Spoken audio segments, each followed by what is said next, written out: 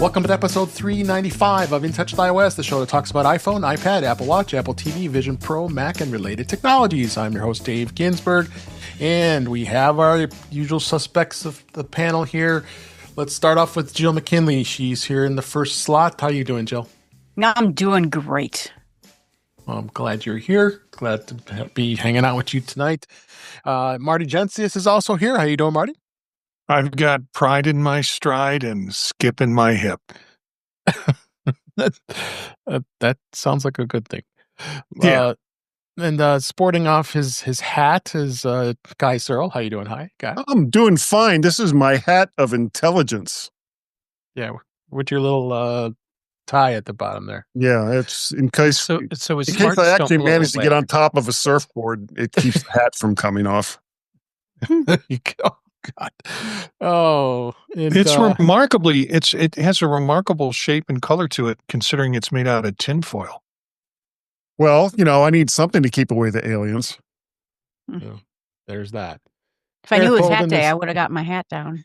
Eric Bolden is here. How you doing, Eric? I need more tinfoil. Doesn't everyone in their life? Oh, gosh. Glad that you're here, as well as Jeff Gamet. How you doing, Jeff? Thanks for being here. I'm doing great. I'm sorry I missed out on the dress code memo. I would have brought a hat made from either tin or aluminum foil. Also, is either one more effective at blocking the aliens? No, but it stops their anal probes. Okay, so I get it. Wasn't supposed to be putting it on my head. No, but I think we need to move Got on it. here. Okay. All right, let's go ahead and get started with the show here. We've got plenty of things to talk about. As we always start off with is In Touch with Vision Pro. This week, Apple released VisionOS beta 26.2. That's beta 2. It came out not even a few days after we just did Vision Profiles, so it's Came out on Tuesday. came out Tuesday. So again, it's out, and again, there's nothing to really report, unless Marty, you have anything to report that I'm not aware of. The article you put up. It was interesting because someone in the comments said, "Hey, come on, guys, do your work. All of the data is here in it, and just the kinds of things compared to the last beta, which was beta 1. You've got better pressure force values fixed with the stylus, the Muse stylus, so they're still working and perfecting that. There was something that has happened with between beta 1 and beta 2 around AirDrop, where everyone visibility does not give everyone visibility in terms of AirDrop. So that's something that they're going to have to fix. They fixed some things with StoreKit. Subscription status is still taking time trying to confer that statuses have occurred or subscriptions have occurred. It can take up to 24 hours. They fixed some issues with memory ref counting and tracking some things that are missing. SharePlay is broken for DRM content. So you can't SharePlay videos with SharePlay. But overall improved stability, despite all the things that I just said. So that's what's new in this version of beta. All right. Eric, you have not been still not running beta, right? Nope, staying away from beta. All right. So we'll go ahead and move on here. And I did get to watch the new immersive video Flight Ready. It was pretty phenomenal, I must say. This is a immersive video of a F-18 fighter pilot footage for the Vision Pro. It's these F-18 bombers that are landing on the USS Nimitz and strapping in with the F-18 fighter pilots, full throttle to the skies. It was pretty amazing, I must say. Just long overdue for another immersive video. We've been waiting forget forever for one. So I will definitely say it was a lot of fun to watch, and I was moving my head around up and down and checking the whole view out. Eric, Eric, what did you think of it? Oh, it was good. and they were using all the new cameras in it, so the quality was excellent. It's kind of a once in a lifetime experience, because I don't think I'm ever going to be on an aircraft carrier watching planes take off and land. And I'm certainly never going to be inside a fighter watching anything. So this was great. Yeah. And you got to see daytime landings, you got to see nighttime, all kinds of stuff. I don't know how you'd ever be able to experience it any other way. Almost wish it was longer. It felt really short. But that's just because the pacing was really good. There was something happening every minute. Yep. Oh, I'm sure. And Marty, did you get a chance to see it? Yeah, I watched it today and Recording enjoyed in it. progress.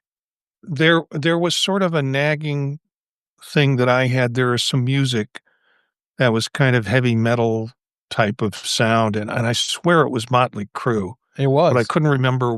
It was? Mm-hmm. I've been searching to find that song, and I did some AI searching to find out if it could tell me what that song was. I waited for the credits at the end. They never gave credits to that music. And so it's been bugging me for the last couple hours, but none of the AI stuff or the searching that I did was able to say what Crew song it was. I don't know if it was Dr. Feelgood, I think it was. Yeah. Or, I think that's what one. I'll go back. Yeah, my only first of all, the shots that they did where they're off the Nimitz, it's like the camera is suspended in air and they're watching the planes fly around. It's got to be drone work or something that was just incredible. That when the jets went into afterburner, where they get that burst of white happening, that was pretty impressive. But this video still suffers from a issue that I have with previous videos, which is the people are too damn close. I don't sit that close to anybody. I don't, but they're like right in your face. Like if they had crackers for lunch, they'd be spitting at you. And that's a little too much for me.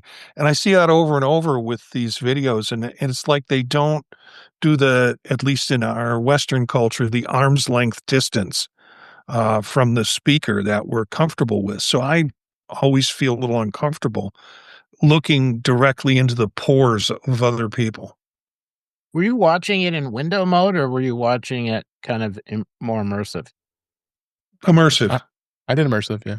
Oh, okay. Because I tend to drop it into window mode and pretend like I'm in a theater watching, which isn't quite as close as you're supposed to get, but then you don't get that I'm too close to people. Yeah. I'll have to go back and watch it again. I have a question. Yeah, of course. Since I don't have a Vision Pro, I haven't been out actively looking. Are there studios outside of what Apple's doing, producing immersive content for Vision Pro, or is this all just Apple stuff still? I mean, this was produced by a studio of some sort, right, guys? Yeah, but I think Apple was listed. Apple distributes it, though, I think. Yeah, and certainly was involved. But that was that whole 2-day session that Apple just did to try to make it so more people can successfully do completed projects. And that just happened. So I figure maybe another 4 to 6 months and we'll start seeing a bunch more of non-Apple stuff. Okay. Yeah, but we've seen examples of it not produced by Apple. Yeah. There's that one Bluegrass app that has the Bluegrass band in it that is immersive video, not produced by Apple, but produced by a separate studio. So there are projects that are kind of coming into Vision Pro generally through some app system, not necessarily through Apple's gallery, where things are, where videos are being produced and yeah. And it's been a while. It's been at least 6 months to 8 months where we started to see these things crop up. So okay. And there's training material that's being done and is being distributed. Some car stuff. They have a helicopter training app. That video is all filmed on really nice cameras. Yeah. And you can mix this stuff in DaVinci Resolve. It's all nice. built in to be able to do that. So it has the availability for non-Apple Studio folks to be able to play with. Cool. I know, Eric, you did go to the Apple Store earlier this week. Last week or before the show last Monday. Yeah. And did they are they giving demos? You did go do the demo on the M5 Vision Pro. Yes. Did they show immersive videos? Normally in a demo they did. I kind of skipped over it because I had a whole bunch of stuff I wanted to do myself. Okay. So I didn't jump into the immersive video because I wanted to see a virtual display and put widgets up all over the place and, try running as much as I could and as many tabs in Safari as I could manage to get up and see if it stuttered, and it didn't. But yeah, normally that's one of the... I just wanted to mention that for those of you who are still thinking about a Vision Pro, that you can go to the Apple Store, and they're giving some really good demos now with immersive video is one of them, being able to experience it firsthand. So, would the first version have stuttered? Because you tried to. Well, if you're doing the one thing at a time, it's fine. Oh, okay. If you put up 10 widgets and a whole pile of Safari pages that are doing stuff, you might notice, some of the widgets not updating as fast as they're supposed to. Okay. Yeah. All right. Let's move on to beta this week. Apple did release all the betas across the board here. They seeded the second betas of iOS 26.2 as well as iPad OS 26.2 to developers, and the public beta is out as well. This was a week after beta 1 came out, so they got pretty aggressive and got out the new updates.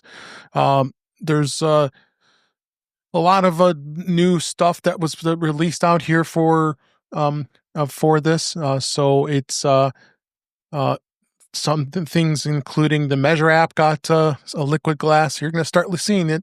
All the liquid glass is going to be added to a lot more apps, and we're going to start seeing more of that. There's now an option to sort games in the games app library by size, in addition to name and recent.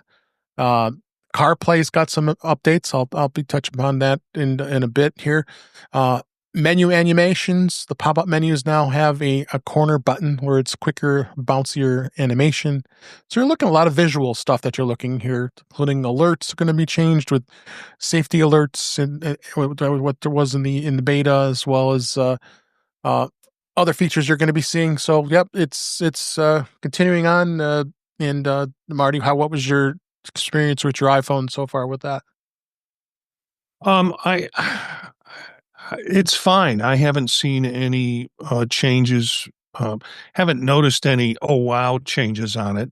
But of course, I'm not looking at things kind of deeply. And if there is a change, it's sort of like, okay, I guess we do this way now. But I'm excited about the Games app in terms of sorting games. I think is good. And then we'll talk about the CarPlay stuff, which I think is important. It is in another round. So yeah.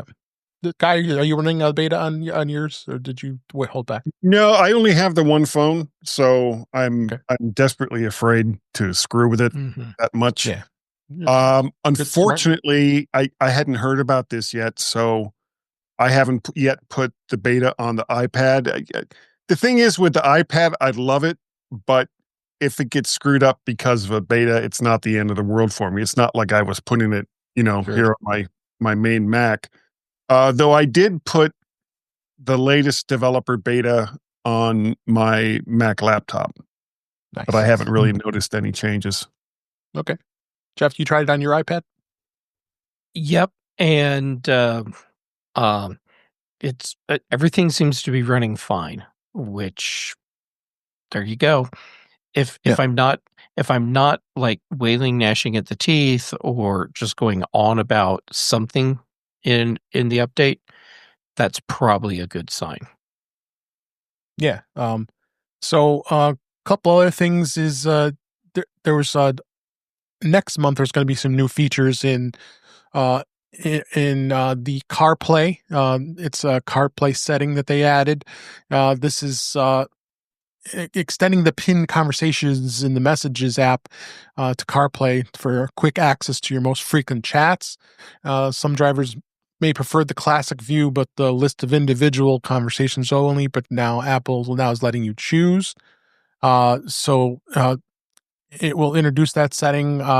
And I know I'm on the fence with it because even in 26.1, you're seeing it now, and you can't turn it off. But at least now in 26.2, you will have the option to turn it off because it's been quite different to see it. I mean, I do like the fact that you have your frequent chats that you pin up at the top is there. That's kind of cool because that's probably like my wife or others that I have pinned. That it's easy to get to. So that's the cool thing. The other thing that I'm not a huge fan of is the way the phone comes up when someone calls you and you got the bar across the bottom on CarPlay. And I've tapped it a bunch of times. Sometimes I can't even get it to answer. I got to go to the phone to answer the phone. So I think there's still some bugs going on with CarPlay when it comes to that. And there's been times where I would tap it and then when it answered that I end up hanging up on the person. So it's still, I don't think it's 100%. I think it's kind of buggy. Has anybody else experienced that using CarPlay? Not so much with the phone, but one UI thing that I wish they would change, because you basically have like 3 different types of home screens. You've got the home screens that has all the apps, you have the home screens that has the widgets, and then you have a home screen that doesn't really have either one of those. And not so much the one with the apps, but the one that switches between the regular home screen and the one with the widgets. I would really like there to be 2 different buttons for that, because once, like, especially if I'm driving long distance, I set my destination. So I'm not going to change anything in either Maps or Waze or whatever it is that I'm going to use. And so I like to use the widgets with that because it just dedicates a small part of the screen to Maps or Waze, and then allows me to have other stuff that I can do from within the widgets page. And when it basically comes up at the bottom, you've got the little round button. It's got a square in it, which takes you to 1. And then you have a nut. When you hit it one time, then it comes up with like the waffle inside of there to go to something else. And if it could just be like 2 different buttons so that I can choose which one it is. And if I have to go out of it to go to a different app, or I have to do something else, then I can easily get right back to the one that has the widgets set up the way that I want it. Yep. Anybody else want anything about the beta 26? Yeah, I would love to see some differentiation between what's on your phone and what's on when it comes to messages. What's on messages when you're in your car. I come from a family whose culture at this point, because they don't know any better, is it's a thumbs up to everybody's comment. So I'm driving along and I'm getting ding, ding, ding, ding, ding, and it's all I'm sorry. ha, ha, and thumbs up and things like that. And I would like to have less interruption of that. I mean, I love having pinned section and messages on my Mac OS. I like it on my phone too.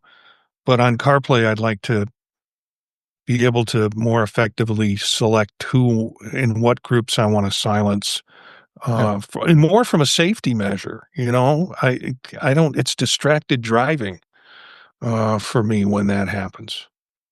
Yep. What about souping up your focus mode for car driving? Yeah. Yeah, Focus and I have a difficult relationship because Focus tells me I should be asleep and shuts everything off on my device at 11 o'clock, and I'm up at 1, and I'm then fighting Focus. And So I've kind of turned all my focus off just because it won't play along with my lifestyle, which varies in terms of it. But yeah, I mean, I'll look at that Yeah, and because you can setting it up. unschedule the sleep thing and start using the drive thing. Yeah. I haven't gone to the drive thing, but yeah, it's a good idea. Yep. So there's a number of other things I'm not going to hit on that were released on 26.2, but we'll continue to cover it. tvOS 26.2 beta 2 is out, as well as watchOS is out. Nothing really to report on those. So it continues on. We anticipate that the beta the final version is going to probably be released in a few weeks, probably about the first or second week in December. Usually, that's about what Apple's been doing in the past. So you will see that come out with updates as soon as we see it.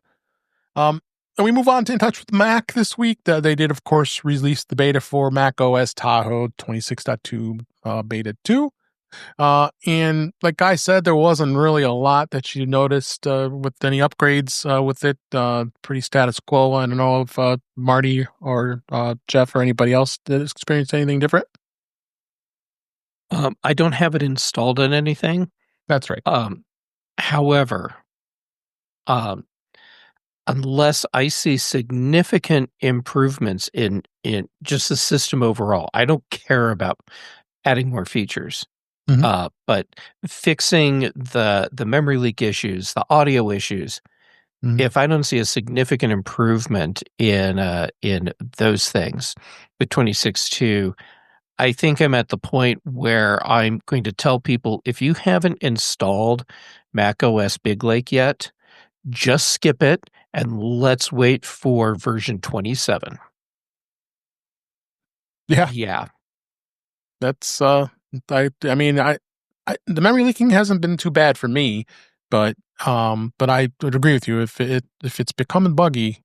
I haven't noticed anything at work, so we've been pretty lucky. So I left it with me supporting it. Luckily, knock on wood, I haven't heard any complaints. So when we had to move to it just because of the way we've got our things set up. So but so far so good. 26.1 is probably a little more buggier than 26.0.1. Holy so- forking shirt balls, yeah. Yeah. So hopefully 26.2 is going to improve upon things here. I guess we'll find out. So may just need to look at that. So anything else that you're experiencing with the beta that you wanted to add here? All I right. haven't really experienced any of the audio problems that Jeff is talking about. I am so glad you have not. I have not Yeah, either. You don't need that in your life. It could also, remember, it could also be something in your own settings that's doing it. Or an app you're using. Yeah. Oh, of course.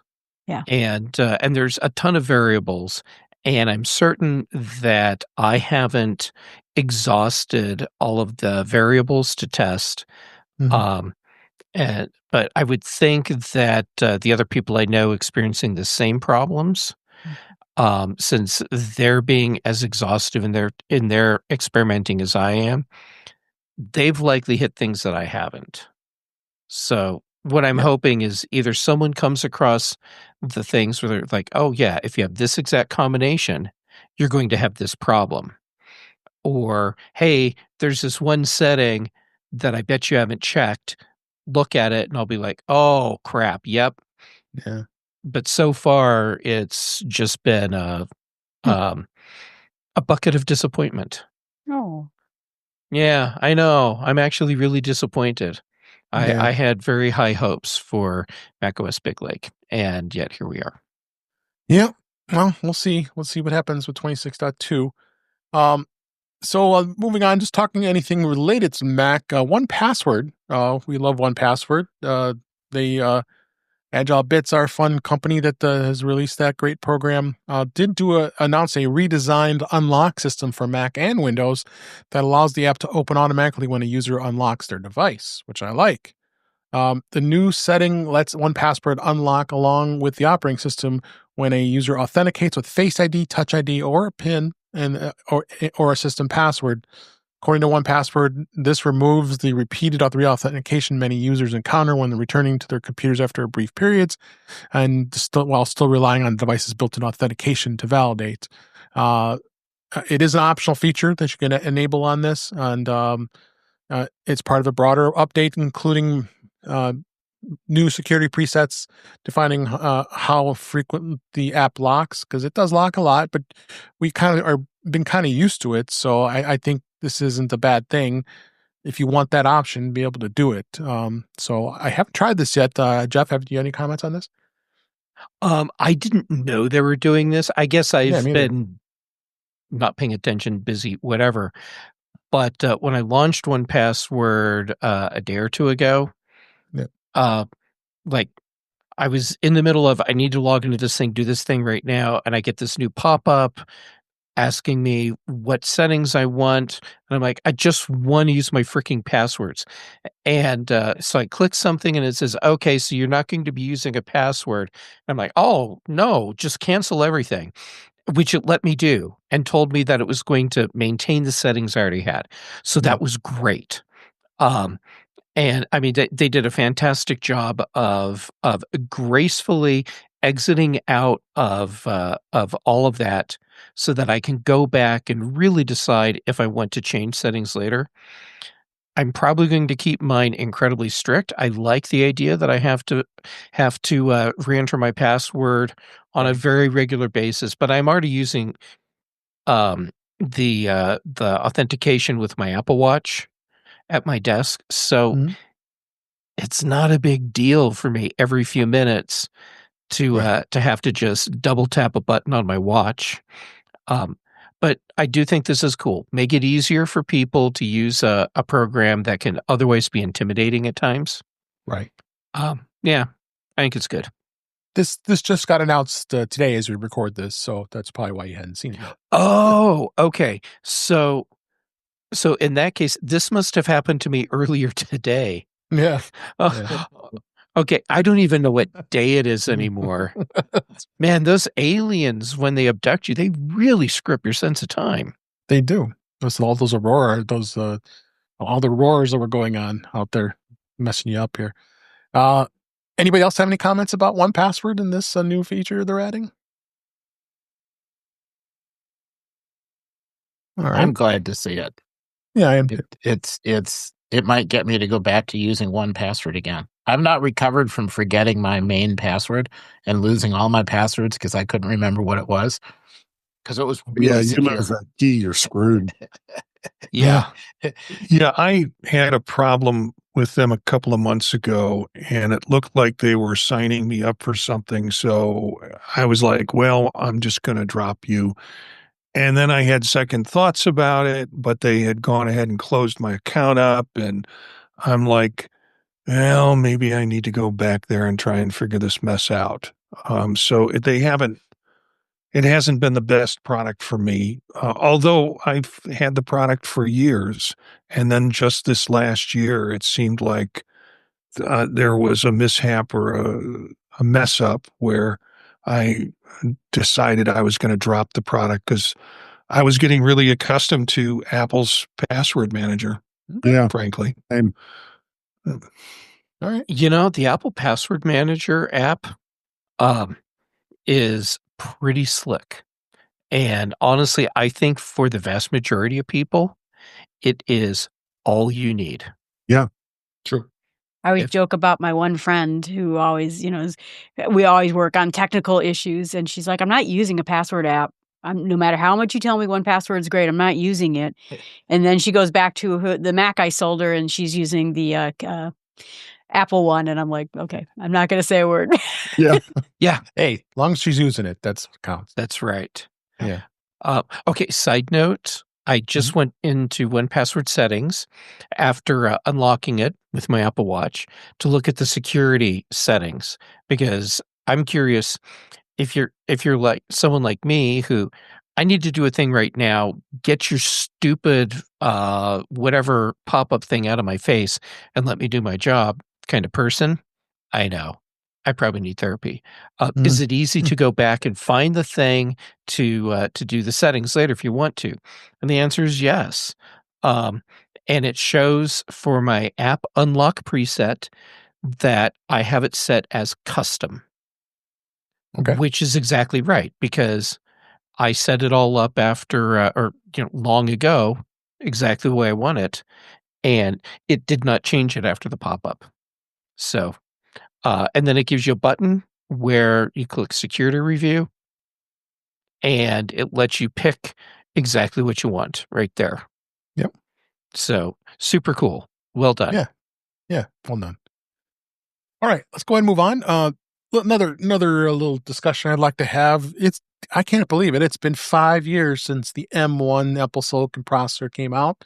Seems like yesterday we were talking about it for this first time and how incredibly excited we got that Apple finally got away from the Intel processors. And I still own an M1 MacBook Pro, which is getting long in the tooth here. I'm ready to be doing an upgrade probably next year. If I'm on the fence. I'm debating whether or not I want to wait for the M5 Pro, or should I just dive in and get the M5, which I'm leaning towards. Maybe the M5 is okay, but that's another story. But like I said, the 5th anniversary that it replaced, it was unveiled actually on my birthday, November 10th, 2020. Wow. And so that's a celebration by itself along with that. So, and it was in the Mac Mini, the MacBook Air, and the MacBook Pro. I owned the first Mac Mini, the M1. I bought that, and that was a really nice machine. I got a basic model because I'd already had my my MacBook Pro. So, and because the MacBook Pro came out right after the Air, because the Air started it, and then it came out later. So if we, so when the M1 chip was launched, it was probably one of the world's fastest CPU core, industry-leading performance per watt, and it's only improved since then. I think the best thing was is the fact that they went fanless on all the laptops, so it was so much quieter. Oh my god, it drove me nuts. Like I was getting a jet engine with the Intel Macs that we all experienced. So, but then measure it against the M5 versus the M1. It's now 6 times faster CPU and GPU performance, 6 times faster for AI performance, 7.7 times faster than AI video processing. This is the M5 versus the M1. 6.8 times faster with 3D rendering. It's 2.6 faster in gaming performance and 2.1 faster code compiling. So you're definitely going to see this. I'm not going to ramble off all these benchmarks, but yeah, it's pretty incredible. And if you go back and match what's there now, you've got quite a difference in clock speeds and comparison. Apple did sell the Silicon Macs along Intel Macs for the first 3 years because everybody was panicking. Oh my God, I'm still using an Intel. Well, now we're at the end here where Intel is going to be gone completely, except for the Mac Pro, which they still haven't done anything with yet, and that you really don't even hear much about the Mac Pro anymore, honestly. But who knows if that's ever going to get upgraded? So it will continue to evolve, like everything is done with processors. Between Intel, AMD, other processors, and I'm pretty happy that what Apple's done, and I think that's what really has helped Apple do real well with the Mac and how much it's increased in its sales and the percent of usage out there now. So, Marty, what do you think about this with the processors? I mean, you pretty much have owned every single one of them, I think, just about. But yeah, I traded a M4 in for an M5, and frankly, I noticed the difference. Okay. And it is, what happens with the M5 Pro series or Max series or Ultra series or whatever they choose to call it when it comes out next year. I'll decide whether I need it or not, but I'm using that now in the classroom, the M5, and it is quick. It's real quick. And noticeably so. So I think if you were to go from an N1, Dave, you would also notice. Yeah. It's not just speed though. It's kind of how well things integrate together, how easily they integrate together. Yeah. Jeff, what do you think? You went to you upgraded from an Intel to a M series pretty I recently. did. Well, it feels recently, but Yeah. I guess not, because I went from Intel to an M2 Pro. Okay. And the performance improvement was significant. Oh yeah. And this M2 Pro performs so well that I'm not tempted to replace it yet. Yeah. I mean, it's a great thing. The only thing that would tempt me to really upgrade right now is if I decided I want to go ahead and spend the money to have a Mac that has more RAM than I currently have. But why do that when I can sit here and complain about memory problems? Yeah. Yeah. Jill, did you upgrade to what's your latest M series Mac? Well, I got into the Mac world, so famously got into the Mac world with the Mini, the first Mini that came out on the M chip. Yep. And that one right now is running all home automations and sits downstairs, Nice. hooked up to the Synology, and the whole house runs on it. And I had to take Homebrew off of it because Homebrew was kind of choking it up a bit because of RAM, not because of processor. But still, it's still cooking along. But now I'm on a M4 MacBook Air and an M4 Mini. And I'm just going to have to figure out what my pattern is going to be. I knew in the Intel Windows world how often I needed to buy a computer, and I'm just not there yet. It's sort of, I'm taking it, I'll know it when I know it kind of thing. I need a new one. Jill, that's actually a good way to approach it. Because you will know it when you know it. And it could be that there's a couple more generations of the M series processors come out where you're like, oh man, that'd be great to have. But everything you have is great. Yeah.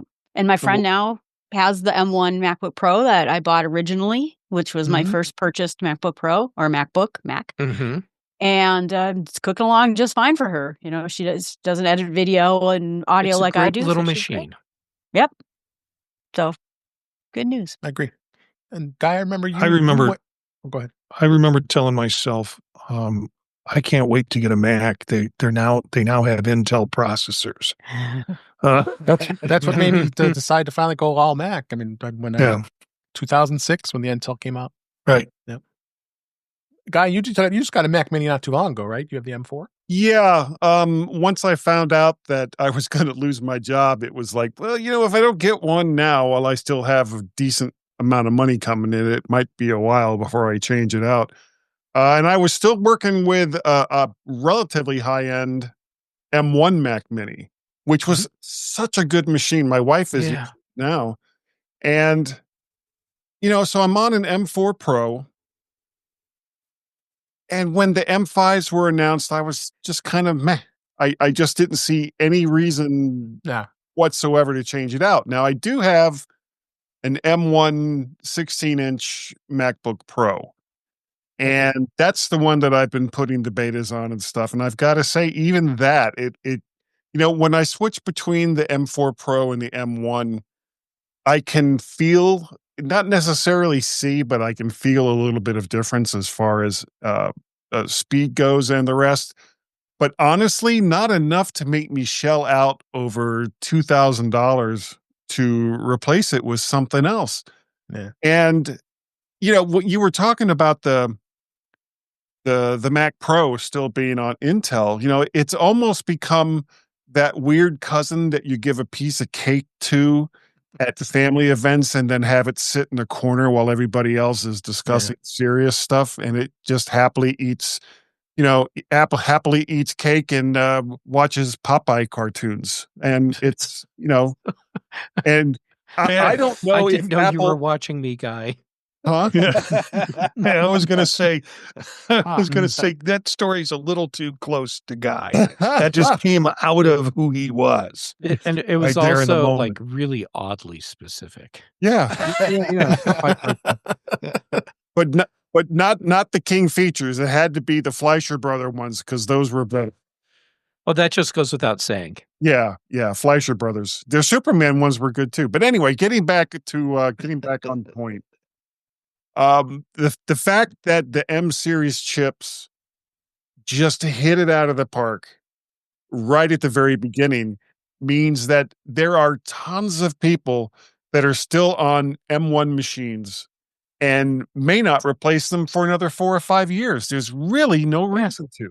There's nothing in the operating system. There's nothing with the basic types of applications that most people use that force them to upgrade to a newer Mac. And that's great, because when their friends and neighbors and all the rest of that come up and say, "Oh, you got a Mac. How long have you had that?" And they say, "Oh, 5 or 6 years." And, they're astounded because their Windows machines after 5 or 6 years are basically steaming piles of crap. So let's just be happy that Apple not only hit it out of the park with the original M1, but that each iteration of the M series processors has been better. Is it good enough to go out and buy every single generation of it? No, I don't think so. But each one is worth its weight in whatever it was that you paid for it. I still have my Mac Mini Intel running in my office here. And I come in with it and turn it on first thing in the morning, go make a cup of coffee, come back, put the coffee on it, and that damn thing will keep the coffee warm all day long. Isn't it great? Yeah, don't use the wrong type of coffee creamer, because it'll spoil with the heat. Yeah. Yeah. Well, Hold on, I'm taking notes. I just remember how hot those things got when I was trying to run stuff at full. You never hear the fans on almost any of them. no. And, I'm almost at the point now, because like I said, I've got the M1 MacBook Pro. I'm thinking of going to an M3 to M5 MacBook Air, because I've got dongles and all the rest of that for all the different types of connections that I need.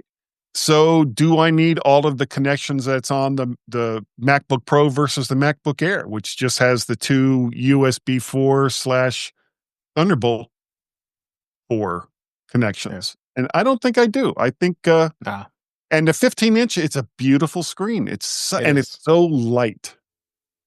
It is.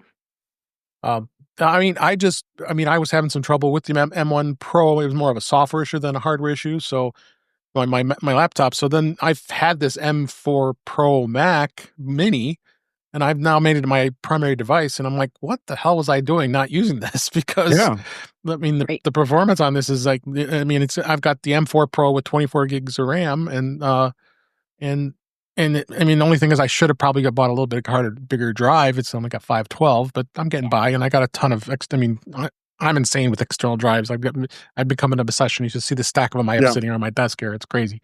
Well, with mine, I went from, I got 24 gig. No, I can't remember, either 24 or 32 gigs of RAM.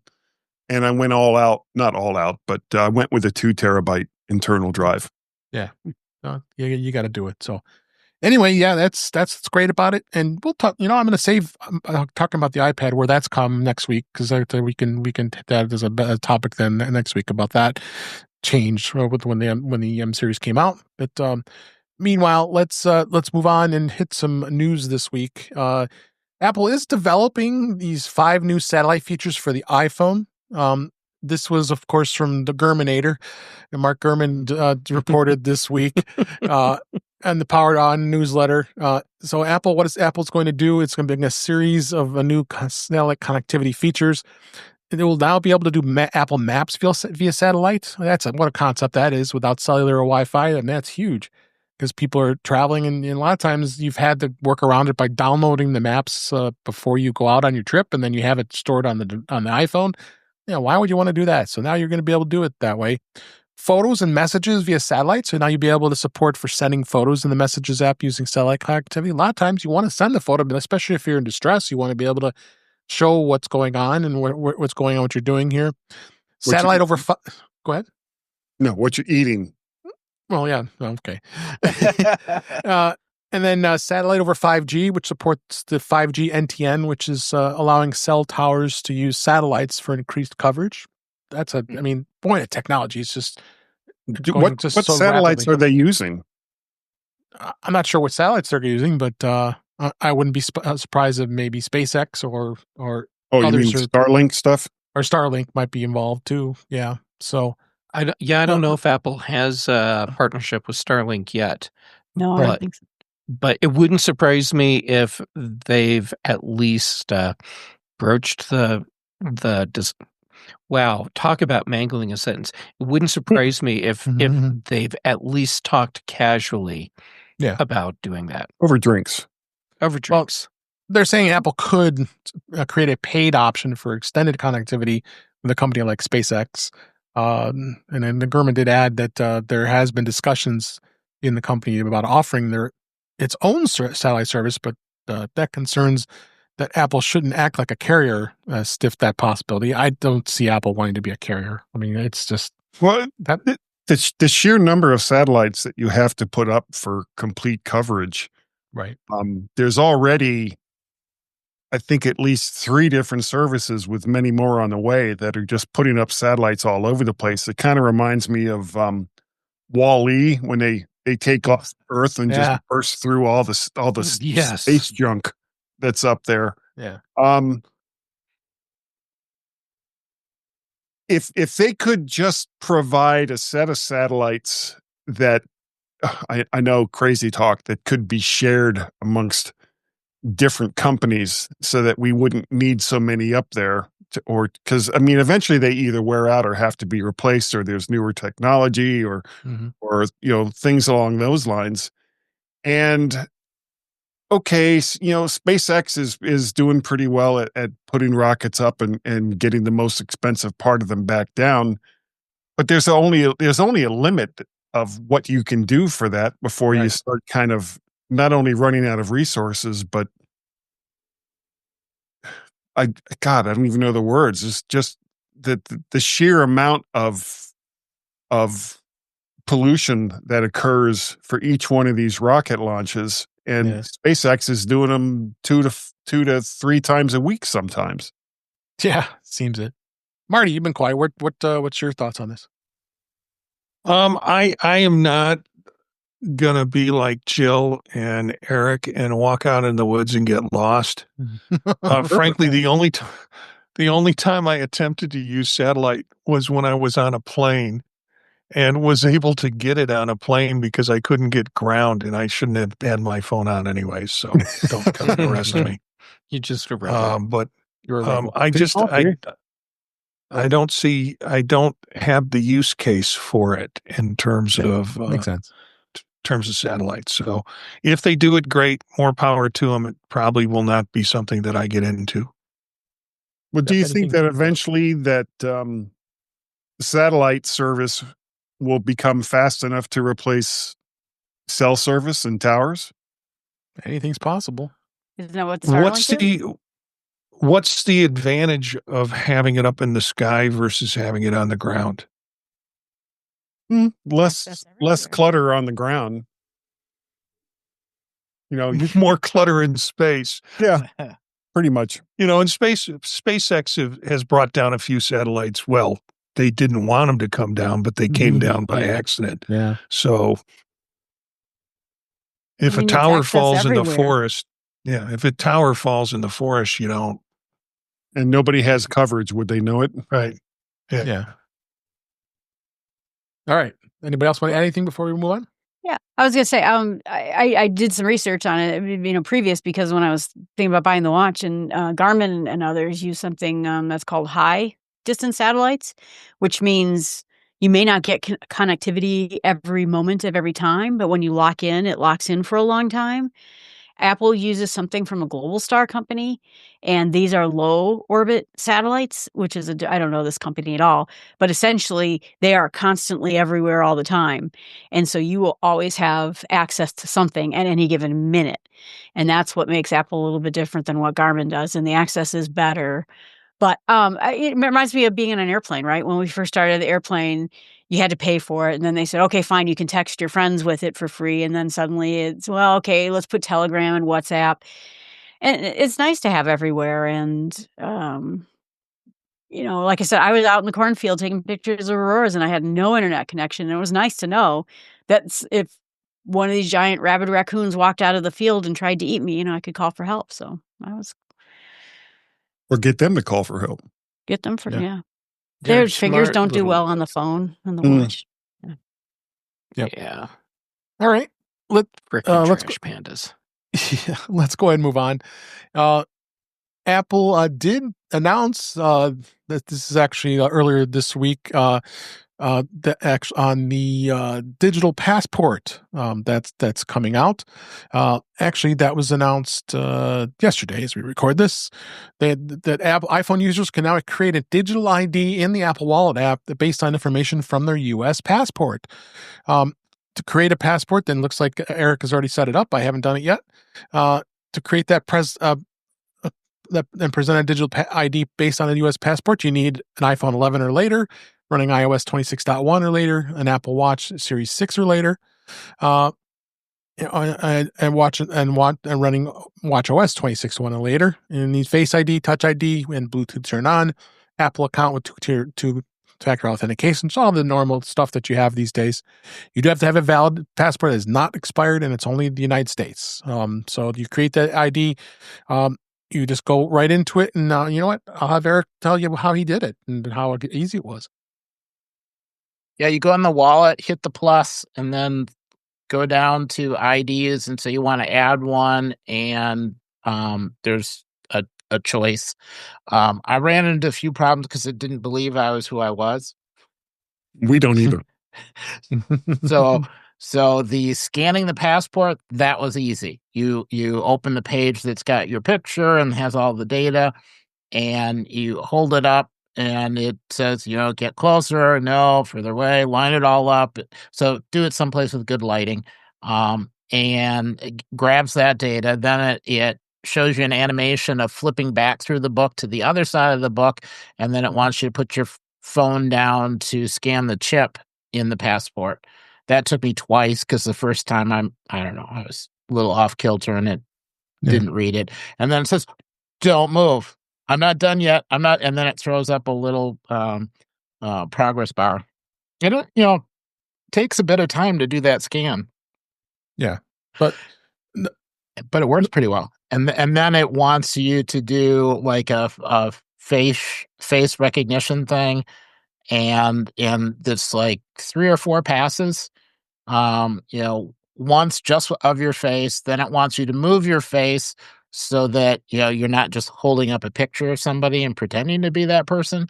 So the scan of the top of your, or moving your head to see the top of your head, a little bit of a side. It basically prompts you to run through a bunch of stuff, and then it says, "Hang on a minute," and then it really means hang on for quite a while, and it goes and does a bunch of checking to verify that everything is all correct, and just ignore it and come back to it later in the day. And then it says, yep, it's there.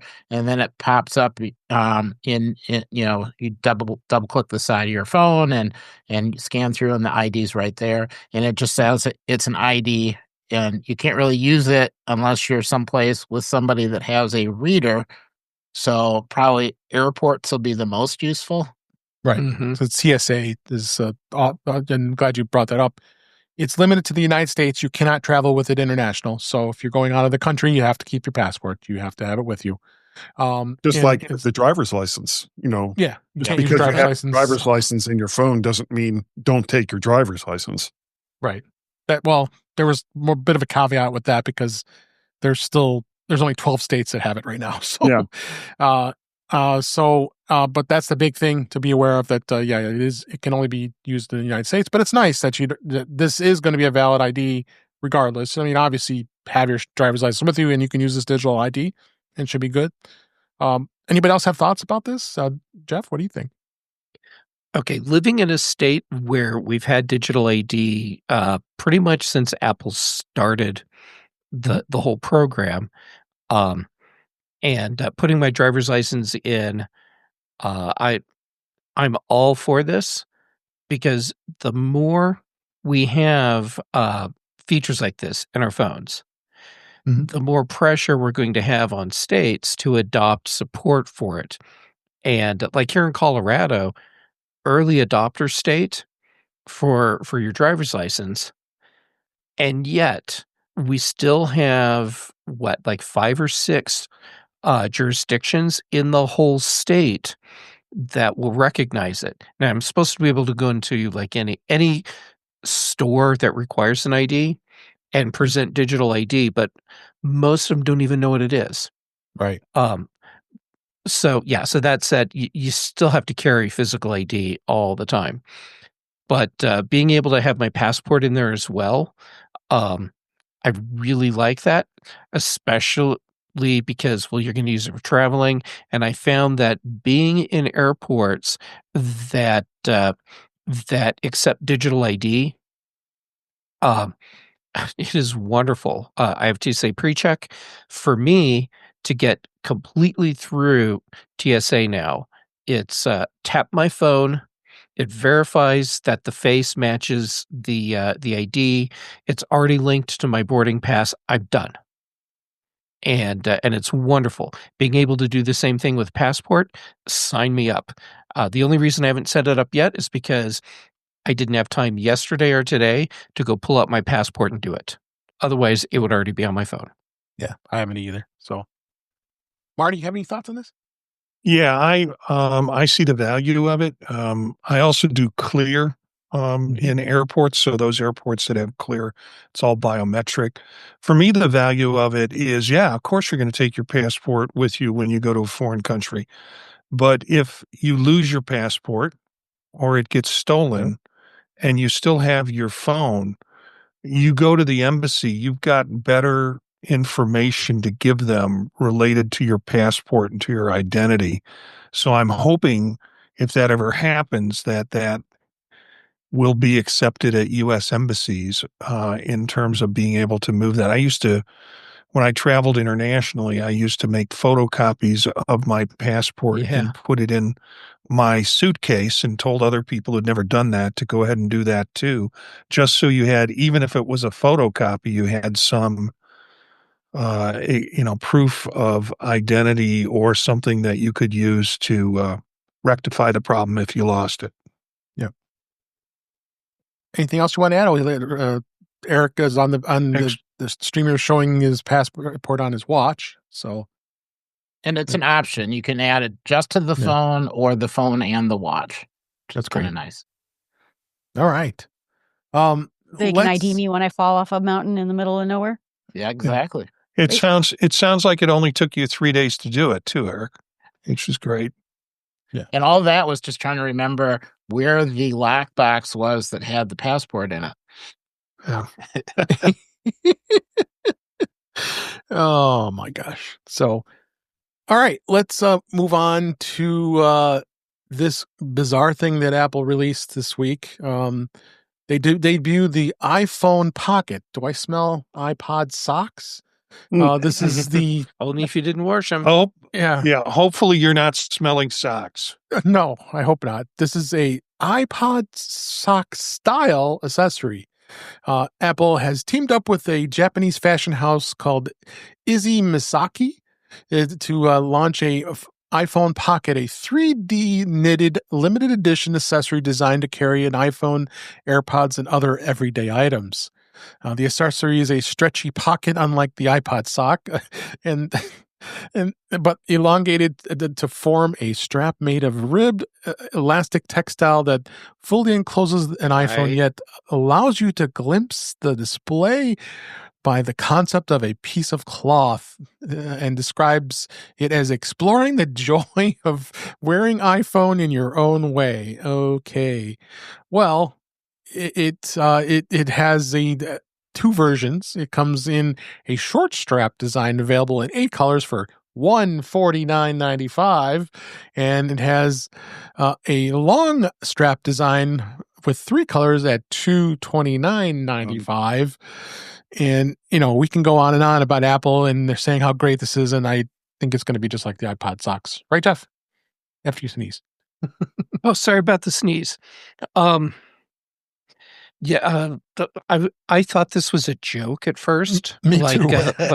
like an April Fool's joke that people didn't realize the date. And anyhow, um, I am not the market for this, and I don't know off the top of my head people who would be the market for this.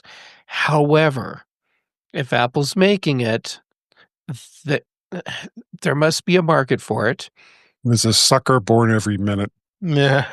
You know what my first thought was? Mm. I got a whole wall of yarn right here. I Make could your knit own. my own. Yeah, where's Kelly Yeah. Gaumont when we need her? Yep, that was my Right. first thought. I'm gonna go knit myself one. Yeah, just for funsies. Now make it waterproof, and okay, you might actually have something there, something that's you can easily open to take stuff out, but it's waterproof and it's just hanging around your neck and by your side. I'm picturing That's not stuff like fashion. crazy at like theme parks and stuff like that with water rides.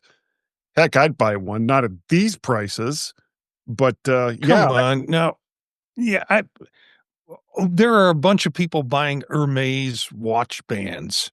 That costs more than their Apple Watch.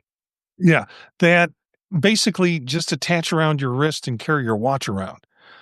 This does not surprise me, and I first of all, I didn't think it was a joke because I've got one of those crossbody straps for my phone, and I thought, okay, well, this is a different crossbody strap in a sense for people to carry their phone. It's a designer Issey Miyake, which you kind of think, is this a joke? I thought the same thing when I read it. Is it a joke? Issey Miyake, is there like IP Daily or Seymour Butts? And but in all seriousness, I got in a conversation with someone about the crossbody strap and then went a little bit further. Today, I got a new one for carrying my iPhone battery with along. And these are rather big in other countries.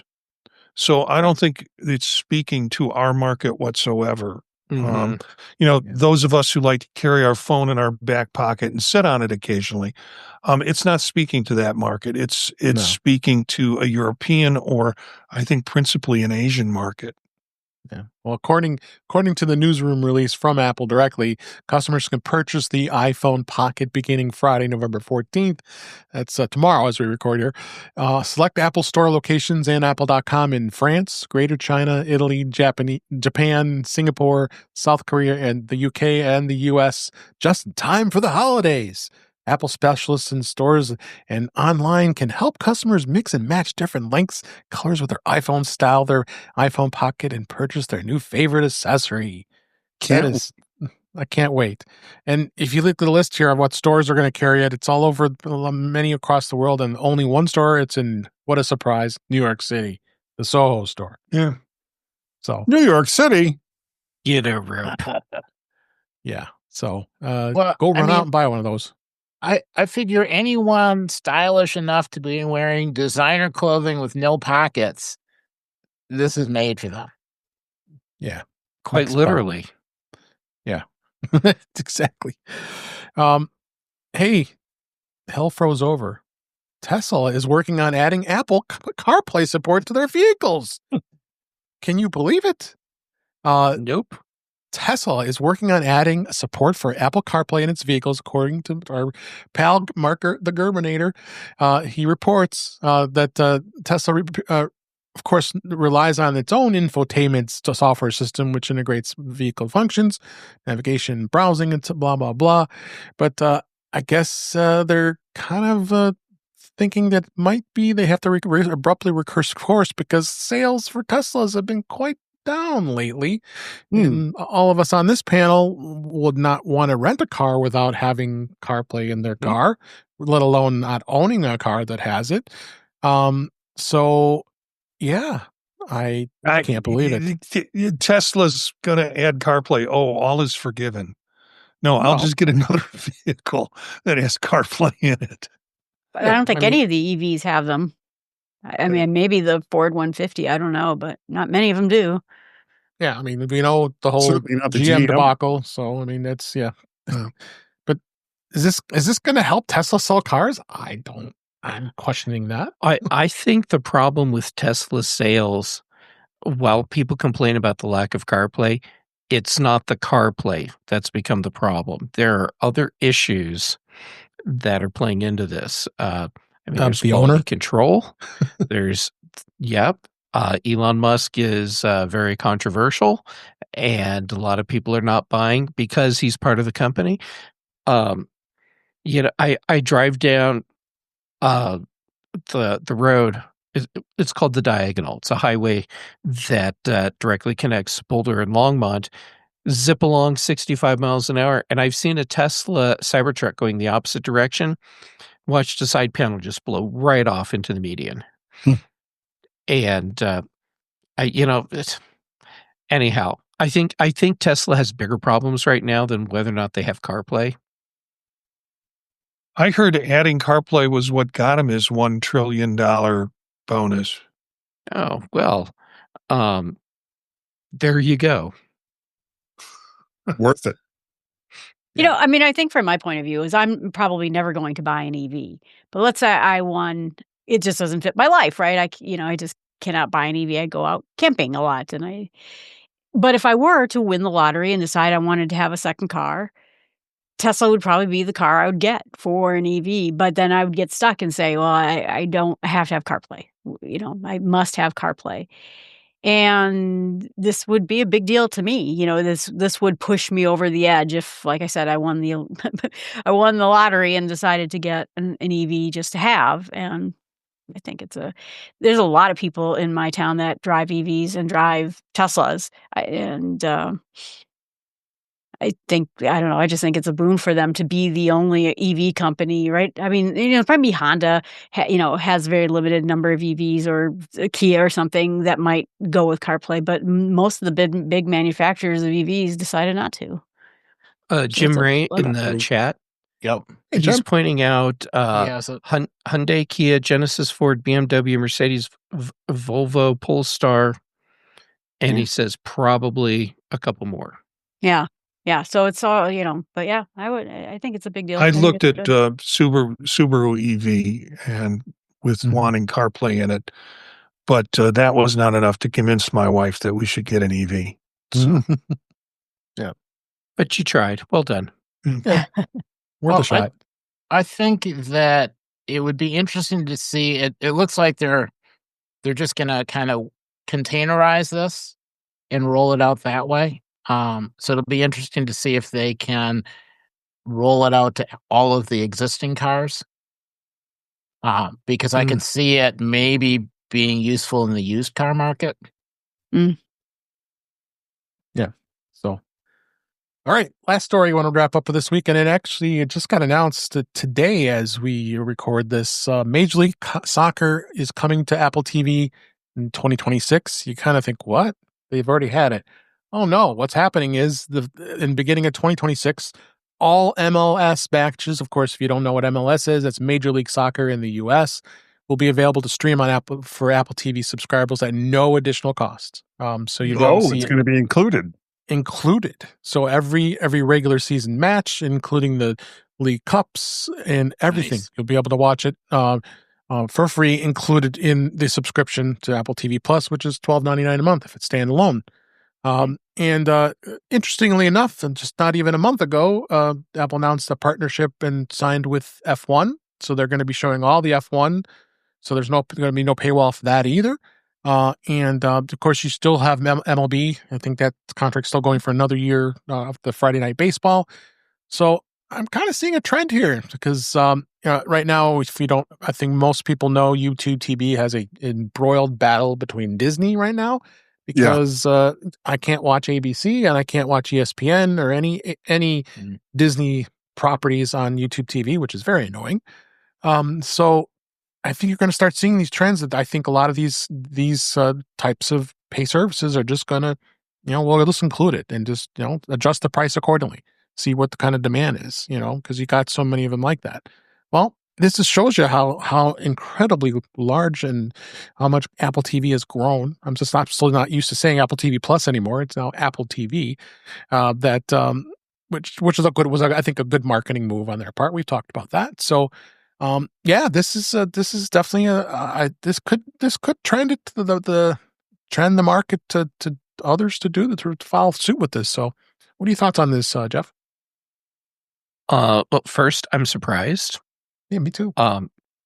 But this is also great. I've said before, if Apple wants their streaming service to be taken seriously as a head-to-head competitor to other streaming services, then they need to have live spectator sports. And here we go. And giving people any of the major league sports, professional sports, where you have no paywall, I think that's a great selling point. Yep. I have experienced the hell that sports fans deal with trying to watch games by paying attention to Brian's presentation at Macstock a couple years ago. Brian Flanick Arthurs. Yes. And I'm like, oh my God, how can anyone put up with this? And how can this industry think this is okay to do this to their customers? And here's Apple fixing that, at least for soccer. So well done. Deep pockets. How about you guys? You being the sports fan you are? Yeah. Something that Hulu offers that I really, really like is live TV, and it's tied to the geographical location of where you live. So I can watch NFL games that are typically shown on, CBS, NBC, Fox, all of the various networks that show it for my area. Now, does it suck that I can't see, you can't see my shirt, but I'm wearing a Dolphins shirt that I can't wear, or I can't see Miami Dolphins games? Yeah, that sucks. But I will take, that would be fantastic if Apple could offer live TV based on your geographical location. That would be fantastic. I also think that they should purchase the UFL, but I've been beating that dead horse for a long time. Yes, you have. So, Marty, what are your thoughts? Yeah, Jim Ray in the chat room kind of beat me to the punch. I faithfully, for the last couple of years, have paid for MLS as an add-on because I'm going to broaden my sports knowledge and interest by watching MLS. And it's great now that it's free because I don't have to pay for it, and I won't be watching games like when I paid for it. Anyway, so it's a zero-sum game for me. Yeah, I'm not a big MLS fan, honestly, but I just think what Apple doing this was kind of just big to get it changed. I think it's going to pull a lot of people in a sense, to subscribe to Apple TV who do follow that. And I was like, I'm going to become a Chicago Fire fan, Yeah, I mean, F1's going to probably generate even more when that starts. So, Jill, you got the last word. Well, I do have trouble sleeping from time to time. No, I'm just kidding. Wow. And a 0-0 game would be great for me, but no, I'm just kidding. Sorry, all you soccer fans out there. I don't watch any soccer. I actually watch the Wrexham show, and I fast forward through all the soccer parts so I can see the funny two guys and the stuff about the town, but I didn't watch it. So it's a bad thing for me, but I'm glad that there are fans, and I'm glad for fans out there, because you're right. Sure. As I watched the same presentation at Macstock you did, and it is a horrible time to be a fan right now of any sport and try to watch all the games. So I think it's great for them. Yeah.